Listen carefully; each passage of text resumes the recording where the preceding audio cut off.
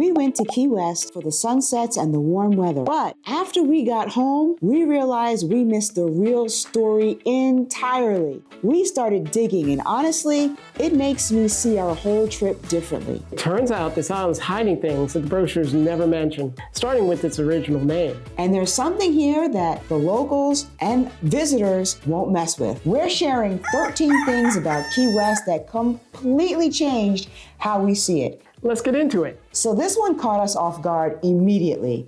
Before it was Key West, this island was called Cayo Hueso in Spanish. Now, Cayo Hueso means Bone Island. When the Spanish explorers arrived, the island was covered with human bone, left by earlier native tribes. And here's what got me. They just kept the name and translated it into English. Cayo Hueso became Key West, and everyone just went with it. Not exactly a tropical paradise vibe you picture when someone says Key West. And somehow, that's not even close to the strangest part. This next one is where things start getting a little harder to explain. And this one scares the heck out of me. There is a doll in Key West, and I'm not exaggerating, that people are genuinely afraid of.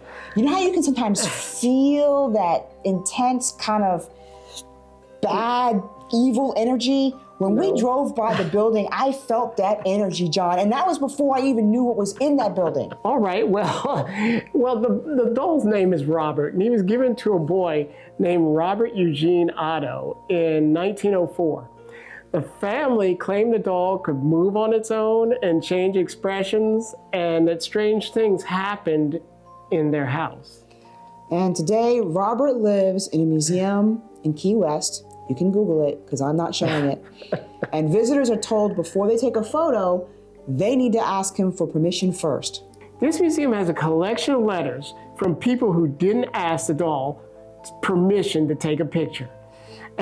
They write to apologize, describing accidents, illness, bad luck, all after they left Key West. We are not going anywhere near that museum. There are some things you just respect, and yeah, not doing it. All right, well. You can if you want to. Feel free. Key West has no natural fresh water.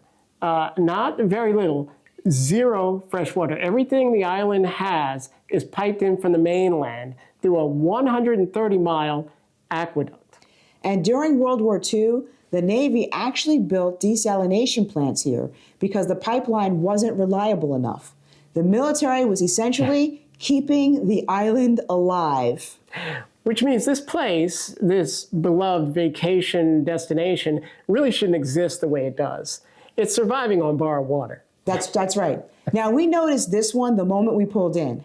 There are chickens everywhere. We're talking thousands of them, just walking around like they own the place. And they're all protected by city ordinance. You can't relocate them, harm them, or interfere with them. They predate most of the buildings around them. And their history traces back to cockfighting roosters brought over by Cuban immigrants in the 1800s. When cockfighting was banned, the birds just stayed and multiplied. And I will say, being woken up by a rooster at 5 a.m. was not on my trip itinerary. I kind of liked it. Oh my God. I thought it was kind of cute. It's crazy. Here's something that sounds impossible till you understand the geography of Key West. You can't bury a body more than a couple of feet under the ground in Key West. Because just a few feet down and you'll hit the water. The island barely sits above sea level, and the limestone bedrock fills with groundwater. A traditional burial just isn't possible. Most of Key West's historic graves are above ground. They're stacked family tombs like you see in New Orleans. The cemetery in the middle of the island is one of its most visited sites. Now, the cemetery they have now is not the original cemetery. The cemetery was moved from the original location to the new location because that is the highest point on the island. The current Key West Cemetery was established in 1847 at its current location on Solaris Hill. And that happened after a massive hurricane in 1846 washed away the original burial ground. The storm actually disinterred bodies from the low-lying site near the ocean, and this made it necessary to move the cemetery. There were bodies that were all over the island, found in trees and everywhere else. Gee. So between the bones, the cemetery, the doll, the island has a relationship with a past that we really didn't expect. But here's where Key West's story actually gets fascinating, because the next part explains how the tiny island in the middle of nowhere became one of the wealthiest places in America. In the mid-1800s, Key West was the richest city in the United States per capita. Not New York, not Miami, Key West. And it wasn't from fishing, it wasn't from tourism. Believe it or not, it was from shipwrecks. Key West sits on one of the largest coral reef systems. Ships constantly running up on these coral reefs. And Key West locals, called wreckers, were licensed by the government to salvage the cargo. And some of them made a fortune at it. I mean, there were rules, whoever got to the wreck first got to lead the salvage, and so they raced each other to the disaster sites. Man, what'd they do, sit on the beach watching for these things? Jeez. Okay, so it seems their entire economy at that time was built on other people's disasters. And it worked. All right, I need to get rid of the sweater. Ernest Hemingway lived in Key West in the 1930s. That's a well-known fact. And a ship captain gave him a very unusual gift, a six-toed cat. Now today, more than 50 of those cats still live at the Hemingway house, and many are direct descendants of that original six-toed cat. And that is a genetic trait called polydactyly. They are all named after famous people, by the way. The staff names every cat after a celebrity. And we know this is true because if you go to the pet cemetery, which is on the property, you will see the names of all the cats, and they all have very famous names. Contrary to it being a cemetery, it's quite entertaining to read the names. Now, if you've ever been to Key West, you've seen the southernmost point. It's a big black and yellow buoy that's right there at the end of the street, and people line up just to get a picture in front of that spot. But what you may not know is that that is not exactly the southernmost point in the United States. The actual southernmost point is on a base nearby. And a naval base, John. yes, a naval air station. Thank you. Go Navy! Unfortunately, it's not accessible to the public. Heck, it's not even accessible to us. So it's in a secure area, so you can't go to the actual southernmost point. And that 90 miles to Cuba is really more like 94 miles. Yes. And one other thing, just a tip if you go there, we got there at about 7 o'clock in the morning to get our photo so we wouldn't have to wait in line. Right. That was actually kind of a bad time because of the placement of the sun. Our photo came out really dark. Yeah. Now, you could always adjust your camera's settings, but we didn't think to do that. And so I would recommend getting there like maybe around 8 o'clock, but not too late because of the cruise ships. Yeah, if there are cruise ships coming in, forget it. There's going to be a huge line. Now, another interesting tidbit. In 1982, the U.S. Border Patrol had set up a customs checkpoint on the road leading into the Key West Islands, right on U.S. Route 1. The city council at Key West was very upset about this. It restricted travel for the tourists that were coming in, so they were losing some tourist income. And so they complained to the U.S. government, and they even took it to court, but they lost their case in court. So the mayor at the time, Dennis Wardlow, decided to create a new nation called the Conch Republic. And you see the Conch Republic everywhere down in Key West, right? Yes. Everyone refers to it as the Conch Republic. They have a flag. They have visas. I mean, passports. They have passports. That's what they have. And so what happened on this day in April of '82 is they had this big ceremony where he took a loaf of stale Cuban bread and struck a person dressed as a U.S. naval officer over the head with it. And then 30 seconds later, about a minute later, they surrendered to that same naval officer. And they asked for $1 billion in foreign aid. Now, this got so much press and publicity, it sort of made the U.S. government look a little silly at that point. So they took down the Border Patrol checkpoint after that. Key West celebrates the Conch Republic Independence Day every April, complete with a battle where they throw stale Cuban bread at a Coast Guard vessel. We have got to go down there again in April. Next April, we're going to be there because I have got to see this. It sounds ridiculous. Now, another side note, in 95, an Army Reserve unit decided to have their exercises in Key West. It was, I believe, the 478th Civil Affairs, and they decided to do a beach landing to simulate an invasion from a foreign shore they were going to set up there on the beach.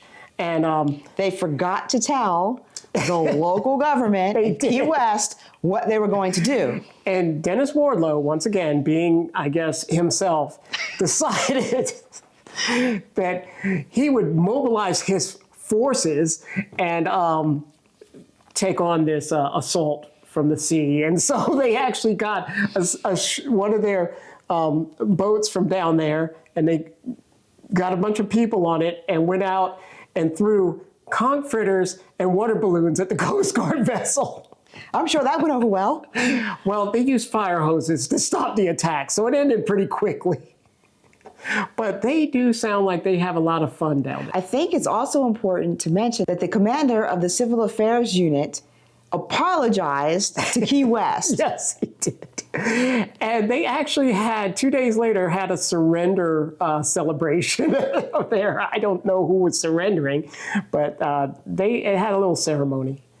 They're so much fun down there. They are. They're a lot of fun. We have to go down there. Knowing the history we know, I cannot wait to go back to Key West now. We have to go back. If you drove to Key West, and you did if you're RVing, you crossed a 7-mile bridge, one of the most scenic drives in the country. But it replaced something remarkable. Henry Flagler's Overseas Railroad, which was an engineering feat so ambitious that people called it Flagler's Folly. It connected the entire Florida Keys to the mainland by railroad in 1912. One of the most powerful storms ever to hit the U.S. hit it in 1935 down in the Keys and destroyed most of that railroad system. The railroad was never rebuilt, and the bridges became part of the road that we now drive into the Keys. Now, this is something that we miss, and I really regret missing, but when we go back down to Key West next year, we're actually going to take part in this. And that is every single evening at Mallory Square, locals, tourists, street performers, everyone stops what they're doing and faces west. And when the sun disappears below the horizon, they cheer. Strangers standing next to each other, applauding at sunset. We missed it. We missed it. That's because right when I retired, we decided to head straight to Key West that very next week. We did zero research. We were just there to get away from the cold and have a great time. But next year, we are going to make sure we catch all that stuff. Yeah. I'm not going to miss that. No. Key West was hit really hard by the AIDS crisis back in the 1980s, and they lost a significant portion of their population. I'm talking artists, writers, business owners, friends, neighbors, a lot of people. And the community's response is what shaped Key West into what it is today. And that is that open, accepting, take care of your neighbor culture, which didn't happen by accident. It was forged by one of the hardest chapters in their history.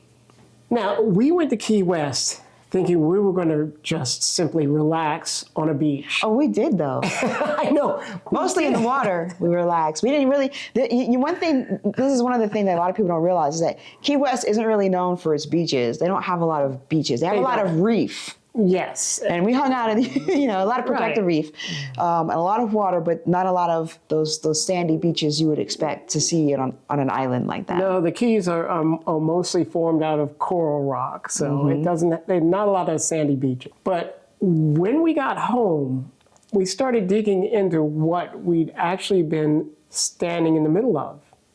And it's a lot. Key West is a lot more than what it looks like on the surface, which, given that it's named after bones, maybe shouldn't surprise us. It probably shouldn't. I mean, come on. In translating Hueso to West, I mean, that's a pretty Western thing to do, I think. So tell us in the comments, which one of these surprised you the most? And if you've been to Key West, did you know any of these? Share with us. If you know any other secrets, something we might have missed, let us know in the comments below, because we want to go find that thing. Yep. All the things. Absolutely, absolutely. And if you like this video and you'd like to see more of Key West, be sure to check out this video right here It's always right there. on John's Face. Always.